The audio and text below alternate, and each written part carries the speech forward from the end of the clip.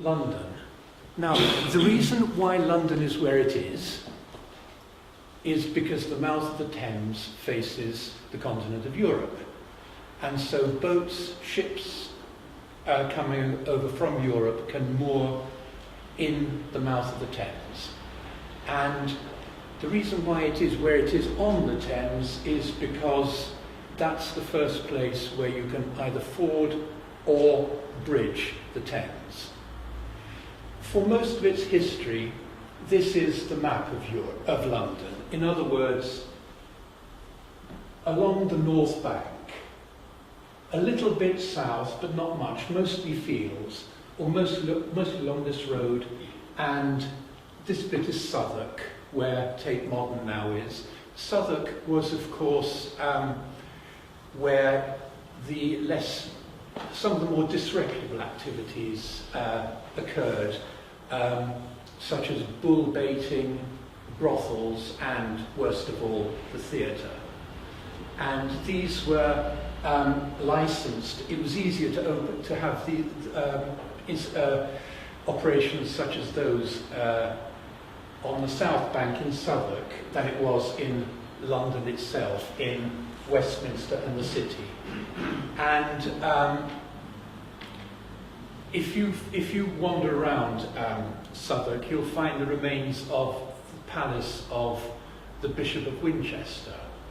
They're very beautiful ruins, but the Bishop of Winchester also owned the land and was the landlord for all the brothels in Southwark. And as a result, the ladies who worked in the brothels in Southwark were known as Winchester geese. Anyhow, London itself, there is London Bridge. That is the only crossing of the Thames for most of the history of London. Here you have the Tower of London, in other words, the citadel, the military fortress, the prison. Here you have Westminster Abbey, the religious centre. And here you have the City of London in between the two of them, with St Paul's being built as the church and cathedral of London itself. And those three elements, the Tower, the City and Westminster, define London for much of its history. We are down here, and effectively this area was non-existent as far as London was concerned for a long, long time. This is a map by Wenceslaus Hollar from 1664, and it's the map I showed you just now, that is. And it's a very interesting map because that's 2 years before the Great Fire of London destroyed much of London. This is a slightly later map by John Strype from 1720. And you can see the city is beginning to move outwards. You've got these graceful, gracious Georgian squares being built. The fields are giving way here. It's a bit fuller here. And as I say, for most of its history, London, the Thames was only, for most of the history of London, the Thames was only crossed by London Bridge, which had Roman origins. Although the bridge, as this is a painting by Claude de Jong from 1630, which is in the Ivy Bequest at Kenwood, a bridge with many, many arches. One of the arches opens so that ships' masts can go through. Houses on the bridge. At one point in the late 17th century, there were 42 households registered as being on the bridge. Because of the arches, the flow of the water is impeded, and as a result, a lot of the water froze more often than it would have done if there had been a clear flow. So this is the only bridge, the only crossing of the Thames, London Bridge, Old London Bridge. And then Westminster Bridge is built. This is Canaletto's painting, Westminster Bridge and from the north on Lord Mayor's Day, 1746. You can see Westminster Abbey here, St John's, Smith Square.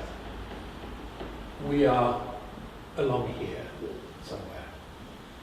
So this is the second bridge built in the 1740s. The third bridge, which is Waterloo Bridge, which was opened in 1817. This is Constable's painting, which is in the Tate, but the painting is somewhat later. It's from 1832. And finally, a couple of other bridges open, and this is the new London Bridge that replaced the one with all the arches that we saw at the beginning. This is by Clarkson Stanfield, the opening of the new London Bridge, 1831. So enough of London and its bridges. Henry Tate, who gave his name and much more to the Tate Gallery.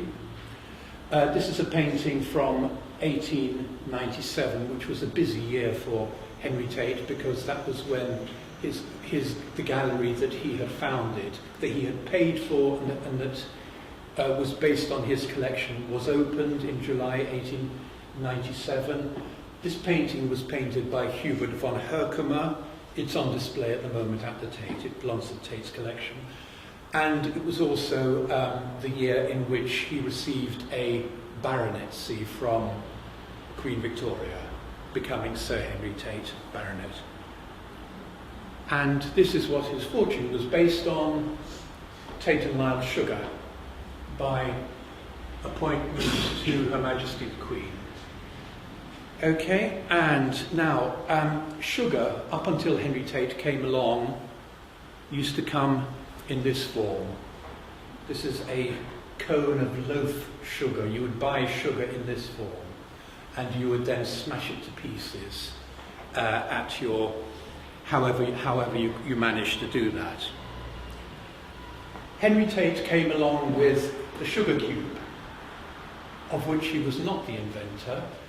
Sugar cubes had appeared in Germany shortly before Henry Tate started marketing them, but because of a gap in copyright law, in patent law, Henry Tate was able to market cube sugar in Britain and the Empire without contravening the German patent.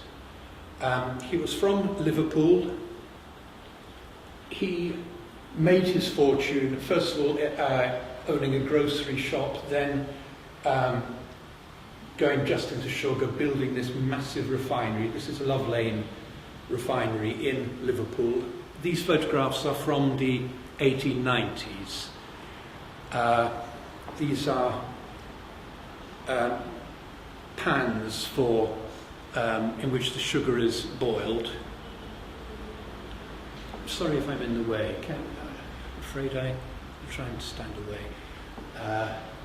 Nice Henry Tate and Sons, Liverpool and London, sugar refiners.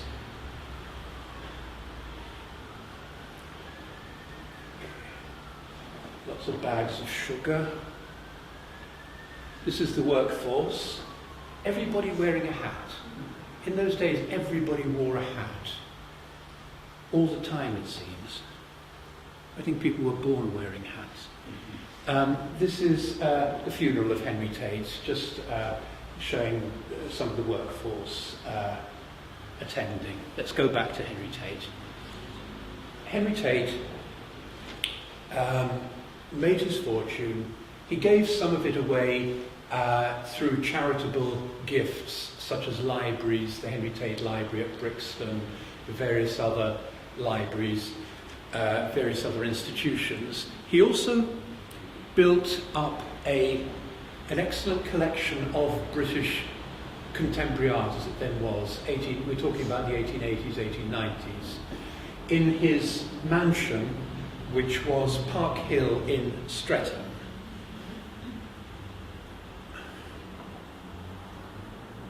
And here are some photos of the house as it was still with when Henry Tate lived there. This is the entrance hall. The drawing room, with a painting by Gainsborough there on the wall.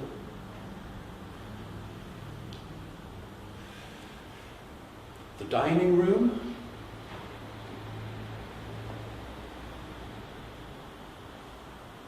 The library.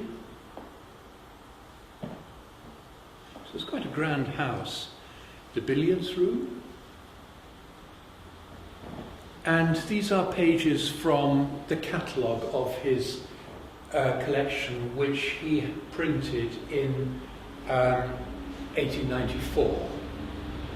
Now, Henry Tate decided that there should be a national museum, a national gallery of British art, in the same way as Paris has had at that time the Luxembourg for French art, and most capitals had a museum or a gallery of the National School of Art. There was nothing like that in England. There was the National Gallery, and that was about it. So he decided to give his collection to the nation as the basis for a national gallery of British art. And you'd have thought that the nation would have said, yes, please, thank you very much, how generous of you. They didn't. First of all, they said, yes, that's all very well giving us this art, but what are we going to do with it? Where are we going to put it? And they embarrassed poor Henry Tate, who was a very shy person, apparently, who hated any kind of public speaking or public debate. They more or less conned him into offering a large sum of money to build the gallery. And that was one line of argument. The other was to be quite abusive of this sugar boiler, as they called him, who dared to impose his taste on the nation. They said, who is this merchant, this sugar boiler, that his taste should be the national taste, etc. So it was all a bit of a mess. Anyhow, eventually it was decided that it would be accepted, plus the large sum of money which he was going to give for the building. And where was the building to be? First of all, it was decided that it should be at South Kensington, along with what was popularly known as Albertopolis, which is the collection of museums and educational institutions which had been built from the proceeds of the International Exhibition, the Great Exhibition of 1851. The V&A, the Science Museum, the Imperial College, the Royal College of Music, the Royal College of Art. And so originally the National Gallery of British Art was going to be in South Kensington. But for whatever reason, that wasn't deemed appropriate. And so instead, this was the place that was chosen. We are here. This morning I showed you the plan of Milbank Penitentiary, which is this very odd shape, this hexagon with 6 pentagons going from it, an octagonal wall, one main entrance here, a moat which is described as a ditch, here's Vauxhall Bridge, and otherwise this is all fairly empty. And at the time that Henry Tate, we will go back to this in a moment because I'm sort of going backwards and forwards just to confuse everybody, myself included. This building had been run down, and by 1891 it was empty. It had been decided that as a prison it was no longer of any use. So it just stood here on the banks of the Thames, until somebody came up with an idea of what to do with it. And Henry Tate, his gift happened to coincide with this particular period. 30 years earlier, John Ruskin had read to the British institution a paper entitled On the Present State of Modern Art, with reference to the advisable arrangements of a national gallery. And Ruskin proposed a national gallery, national in the sense of a gallery of the National School of Art, of British art. And he laid down his ideas, his principles of what this gallery ought to look like. And he also proposed where this should be. He writes, "It may easily be seen where it should be built. The reach of the river from Westminster to Vauxhall," in other words, this stretch here, "is a disgrace to the metropolis. It might be and should be its chief beauty. Take 15 millions boldly out of your pocket. Knock down the Penitentiary at Pimlico and send your beloved criminals to be penitent out of sight somewhere else. Clear away the gasometers on that side and the bone boilers on the other. Lay out a line of gardens from Lambeth Palace to Vauxhall Bridge, so all this way. A line of gardens from Lambeth Palace to Vauxhall Bridge on the south side of the river, and on this build a national gallery of porphyry and white marble, reaching that mile long from Westminster to Vauxhall Bridge, and I only wish it may be pretty enough and rich enough for the French to want to come and steal it." So Ruskin proposed exactly the site, even though he proposed something somewhat more elaborate, stretching all the way along the river, which he was right in saying was a disgrace by the middle of the 19th century. The building that was built, the Tate Gallery, is not quite the palace of porphyry and white marble that he proposed, but the location is the location which Ruskin suggested. Curiously, in the 1890s, nobody remembered Ruskin's lecture because it was somehow overlooked when Cook and Wedderburn were publishing their 38-volume collected edition of Ruskin's works. Okay, so this is the site that was chosen. This is the original plan. You can see the octagon here, with a park behind and the British Gallery just on the front. This was one original plan, that the octagon that was occupied by the prison would remain as it was, with a substantial park behind. It never quite happened. This is one of the early plans for the facade of the Tate Gallery. I won't say very much about the Tate, just a couple of quickly dash through. I think we're okay for time at the moment. This is the original, fairly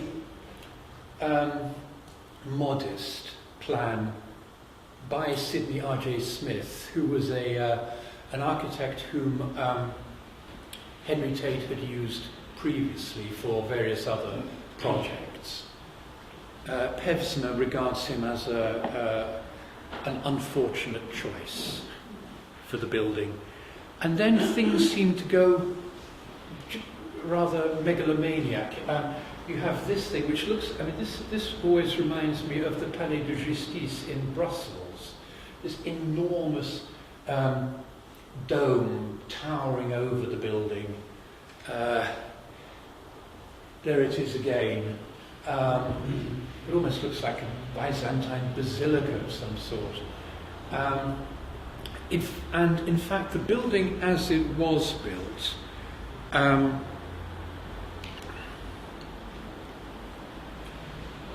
the lower part is much as it was planned in that megalomaniac plan that we've seen, that we saw just now. But then it seems to stop dead at this level, and you have this very shallow dome. In fact, if you look inside the Tate, in the rotunda, you can see that there are enormous piers which were built to support a drum and a dome and a lantern and everything that would tower, maybe not as high as Milbank Tower, but quite some way in that direction. And the plans seem to have been scaled back at some point, and so these massive piers support a very light dome. Okay. This is the entrance hall with a policeman there and a little fountain. The current project, which keeps changing its name to redo Tate Modern, there's going to be a circular staircase going down through here, but they've used this design for the floor, the design that was there originally. I don't think there's going to be a fountain. These are images from the press. A very well-dressed lady there next to the fountain. Now, the Tate Gallery was opened on July the, whatever it was, July 14th of, July 14th, 1897. And when I say the Tate Gallery was, I have to backtrack on that, because it wasn't called the Tate Gallery, it was called the National Gallery of British Art. And its official name was National Gallery of British Art up until 1912, when it becomes the National Gallery Milbank. And 1932, the decision is made to call it the Tate Gallery, which is a bit late because people called it the Tate Gallery from the moment that it opened. In fact, even before that, it was known popularly as the Tate Gallery. The Sunday Times and the Art Journal, I ought to clear my throat after saying Sunday Times, shouldn't I? Both of them published guides to the gallery at Milbank, and both of them called it the Tate Gallery. But all the official guides, all the official publications, the official catalogues, they all continued calling it either the National Gallery of British Art or the National Gallery Milbank until 1932. Now, this is Frederick Leighton's painting, And the Sea Gave Up the Dead Which Were in It, from 1891 to 2, which at the time of the opening in 1897 was the largest painting in the Tate. It illustrates a scene from the Book of Revelation, and I can only think that it's the fact that it was the largest painting in the Tate that was instrumental in the choice of this as the painting in front of which the Prince of Wales and Henry Tate and others went through the ceremony of the opening of the Tate. Because the idea of having a painting whose title is And the Sea Gave Up the Dead Which Were in It, for the opening of a gallery of contemporary British art, has something of a comical edge to it. Here is Henry Tate reading his address and presumably not enjoying a moment of it. The Prince of Wales and Princess, later Queen Alexandra, were there. There's the painting, by the way. Queen Victoria was, at that time, was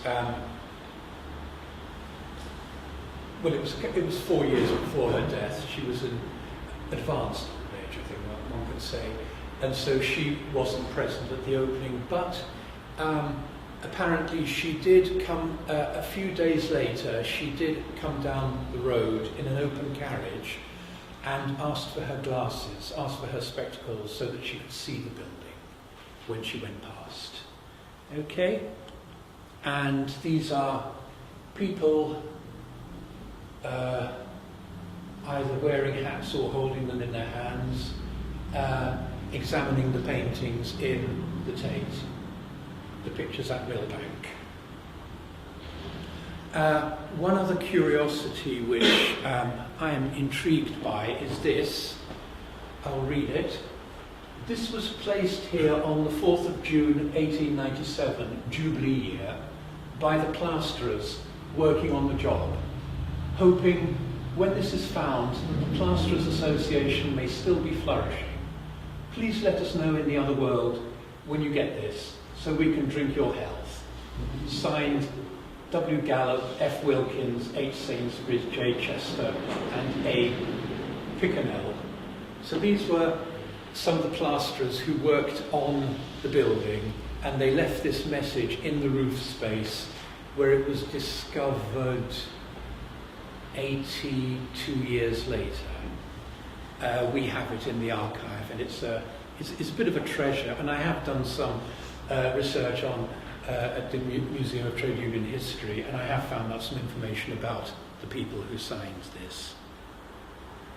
Okay, back to the Penitentiary. I'm not going to say any more about the Tate, because we are talking about the prison more than anything else. Rather a nice name here, Halfpenny Hatch. Causton Street still exists. So this is the prison that was built on the basis of an idea called the Panopticon, which was an idea that Jeremy Bentham had for a prison that instead of having lots of cells and corridors and a labyrinth of rooms and cells and halls and so on, he had the idea of a circular building with a single pivot, and all you would need, he argued, was one person sitting in the middle who could see into, and if you had all the cells on the outside, and that person could look into every cell. And this was a way in which, he argued, you would minimise the number of staff needed to keep an eye on the prisoners. This isn't quite his idea. His prisons built on following his principles still exist in Breda in Holland and at Joliet on the outskirts of Chicago in Illinois, but they are more museum pieces than functioning prisons. The site was given by the government in Tothill Fields under the provisions of the Hard Labour Act. Construction began in 1812 to a design submitted by William Wilkins, who incidentally was the architect of both Covent Garden Opera House and the National Gallery. So they put their hands to all sorts of buildings. And it was adapted by Mr. Hardwick. Robert Smirke in 1815 assumed overall responsibility. The cost of the proposed prison, originally for 300 male and 300 female prisoners, was £260,000. In the event, it totalled 458. This is an image of the prison this is from Ackerman's, yes, this is from Ackerman's engraving from 1817. As I keep saying, this is the main gate. This is where the front of the Tate is. The building, there's a wall which is octagonal. You have the pentagons, the 5 pentagons, which rise to 3 levels with these pepperpot towers in the corners, and they are based on a hexagonal inner courtyard. here is another print. This is from 1829. It's an engraving by James Tingle after a drawing by Thomas Hosner Shepherd. The river is here. This is the main entrance, and in fact, as well as having a main entrance which was for visitors, for supplies, for the public, etc., there is also an underground entrance which leads to a jetty on the river, and that's how prisoners were transported from this prison at the time when it was a main station for transporting prisoners to the Australian colonies, to Van Diemen's Land, which is Tasmania. Does that still exist? No, the jetty doesn't exist, but there are the two bollards, one of which we looked at this morning. You can see, I can see one through the window there by the Henry Moore, and the other one is just round the corner. Round this corner. Yeah. Okay. The burial ground at Milbank Prison, with a view of the Houses of Parliament and Westminster Abbey. It's both the burial ground and where they grew cabbages apparently. This is a rather untidy juxtaposition of the Tate, including the Claw Gallery, on the plan of the prison. So, if you remember how large the Tate is, how large these buildings are, the prison is so much larger. Now, Arthur Griffiths, who was the director of the prison for some time, wrote, "The Penitentiary, as it is still commonly called, looks on London maps like a six-pointed star fort. The central point is the chapel, a circular building which, with an open space around it, covers rather more than half an acre of ground. A narrow building 3 stories high, forming a hexagon," that's this bit here, it's this one here, this is the chapel, forms the omphalos, or the navel, of the whole system. It is the centre of the circle from which several bastions of the Star Fort radiate. Now, what I wanted to say is that this was a prison whose purpose changed several times. Initially, it was a prison for 300 male, 300 female prisoners. The number of female prisoners seems to have been lowered considerably until there were fewer than 100 a lot of the time. Also, parts were specifically dedicated to military prisoners. The people who were sent here were people who were deemed capable of reform, and the reform was supposed to take the place of form of silence, isolation, and hard work.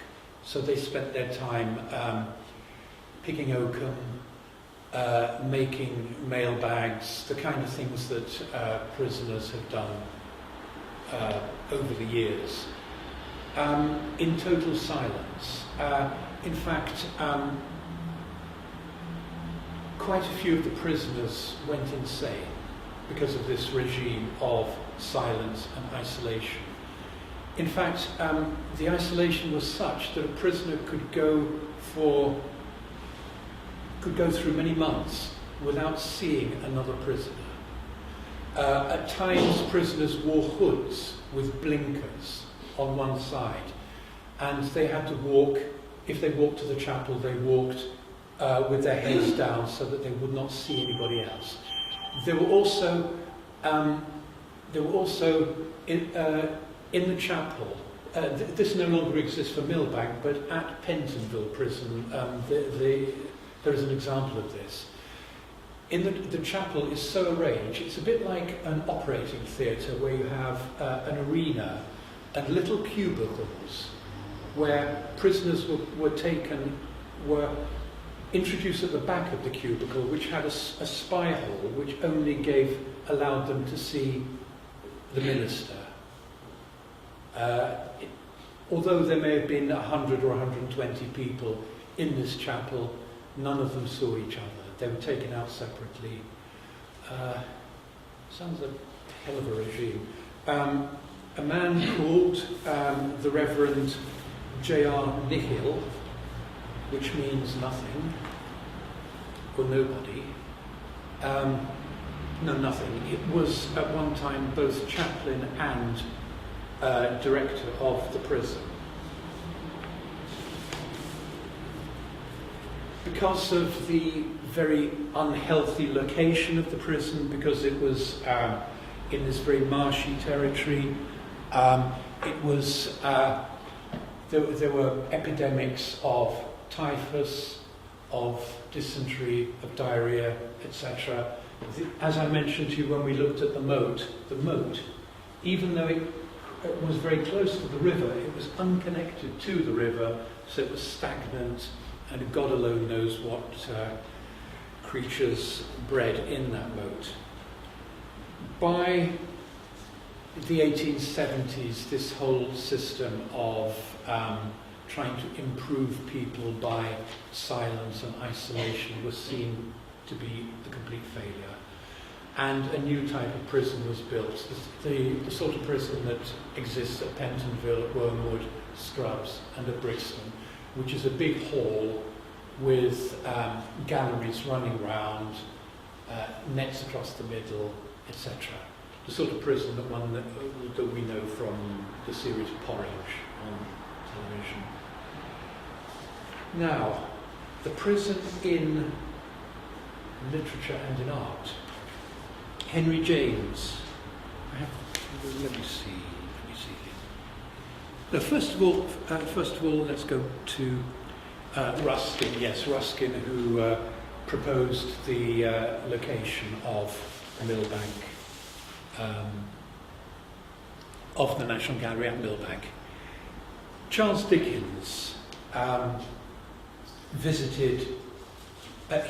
Charles Dickens writes about Millbank Prison in Great Expectations. He talks about. I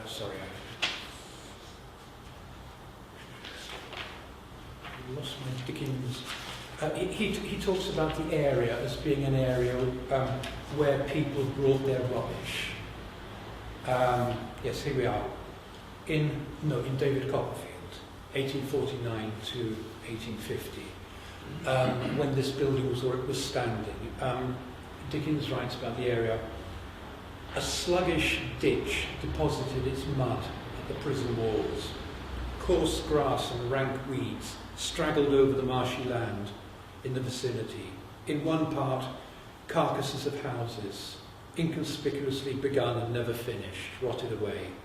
In another, the ground was cumbered with rusty iron monsters of steam boilers, wheels, cranks, furnaces, paddles, diving bells, windmill sails, and I know not what strange objects accumulated by some speculator and grovelling in the dust, underneath which, having sunk into the soil of their own weight in wet weather, they had the appearance of vainly trying to raise themselves. Henry James visited Milbank in Millbank Prison in 1884. No, I'll come back to Henry James in a moment, sorry. That painting this painting was by William Powell Frith, this portrait of Dickens. And this is William Powell Frith's self-portrait from a bit earlier, from 1838. And the reason why I'm putting this on is that Frith visited the prison in the late 1870s, when it had already been declared effectively redundant and was being run down. And he painted a series of paintings which are called The Race for Wealth. It's a series of 6 paintings which tell the same story as Anthony Trollope's novel, The Way We Live Now. In other words, how a fraudulent foreign speculator descends on London and gets inveigles his way into all the best households, all the best houses, gets his hands on their money, which he invests, as he says, at some ridiculous interest, and the whole thing comes crashing down, and he goes to prison, to Milbank. This is called The Spider at Home. No, this is called Victims. This is The Spider at Home.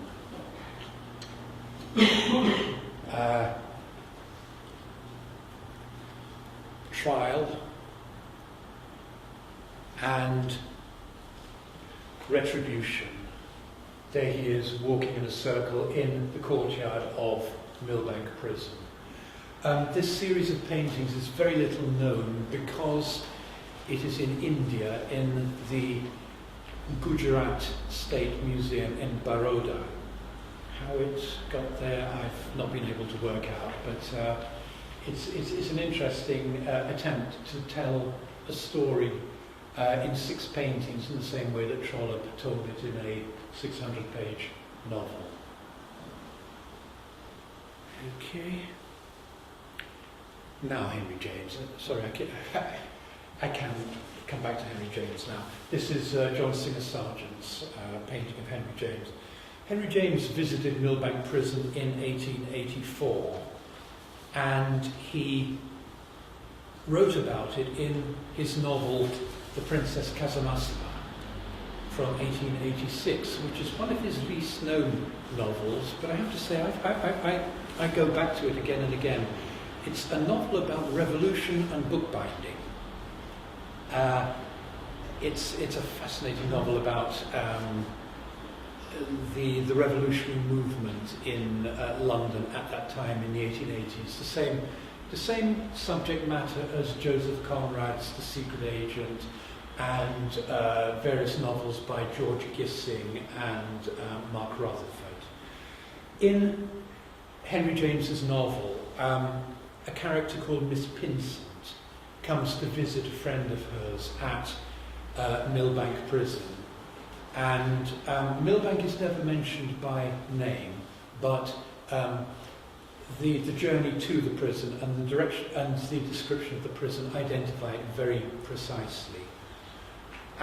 Miss Pinsent approaches the prison along the river, and she saw it lift its dusky mass from the bank of the Thames, lying there and sprawling over the neighbourhood with brown, bare, ugly, windowless walls, truncated pinnacles, and a character unspeakably sad and stern. It looked very sinister and wicked to Miss Pinsent's eyes, and she wondered why a prison should have such an evil air if it was erected in the interests of justice and order. It threw a blight on the face of the day, making the river seem foul and poisonous.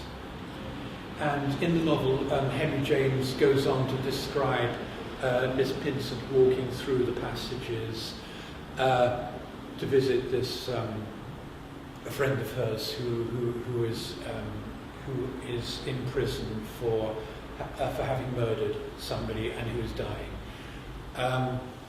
And there are little details such as the fact that when a warder goes past with 2 prisoners, the prisoners have to turn and stand facing the wall until the visitor has gone by. Okay. So there's the Tate in 1904 and another early postcard with rather a nice cart in front. So I've said most of what I have to say about Milbank prison, and now I want to go back again to the area where Milbank prison was built. Daniel Turner painted this, The Mill at Milbank. The name, of course, comes Milbank, the mill on the bank of the Thames. We've not been able to date this painting, but it's Daniel Turner exhibited at the Royal Academy between 1796 and 1800, and so the painting probably dates from that period. In other words, just before Milbank Prison was built. This is Lambeth Palace. Earlier than that, Joseph Farrington painted a view of the Thames at Millbank. This was engraved in 1793. This is the site of Milbank. It was a marshy area that nobody knew much what to do with. It was used for various antisocial activities such as tanning leather or making glue from bones, which was very noxious.